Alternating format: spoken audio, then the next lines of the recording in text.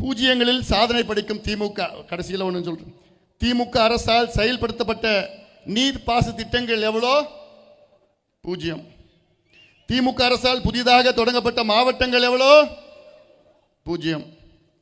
திமுக அரசால் புதிதாக தொடங்கப்பட்ட மருத்துவ கல்லூரிகள் எவ்வளோ? பூஜ்ஜியம். திமுக அரசால் புதிதாக உருவாக்கப்பட்ட MBBS இடங்கள் எவ்வளோ? பூஜ்ஜியம். திமுக அரசால் புதிதாக மேற்கொள்ளப்பட்ட சமூக நீதி நடவடிக்கைகள் எவ்வளோ? பூஜ்ஜியம். திமுக அரசால் செயல்படுத்தப்பட்ட அனல் மின் திட்டங்கள் எவ்வளோ? பூஜ்ஜியம். திமுக அரசால் புதிதாக நியமிக்கப்பட்ட கல்லூரி உதவி பேராசிரியர்கள் எவ்வளோ? பூஜ்ஜியம். அரசு ஊழியர்களுக்கு வழங்கப்பட்ட வாக்குறுதிகளில் நிறைவேற்றப்பட்டவை எவ்வளோ? பூஜ்ஜியம். திமுக அரசால் புதிதாக ஏற்படுத்தப்பட்ட புதிய வேலை வாய்ப்புகள் எவ்வளோ? பூஜ்ஜியமோ பூஜ்ஜியம்.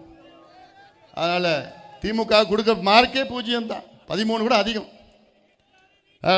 மீண்டும் திமுக வரக்கூடாது, திமுக ஆட்சி வரக்கூடாது.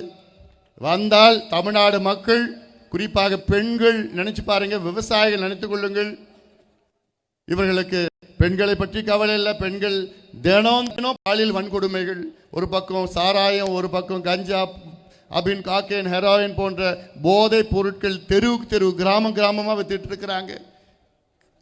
ஸ்டாலின் அவருடைய அப்பா கலைஞர் அவர்கள் 3 தலைமுறைகளை அழித்து விட்டார் மதுவை கொடுத்து.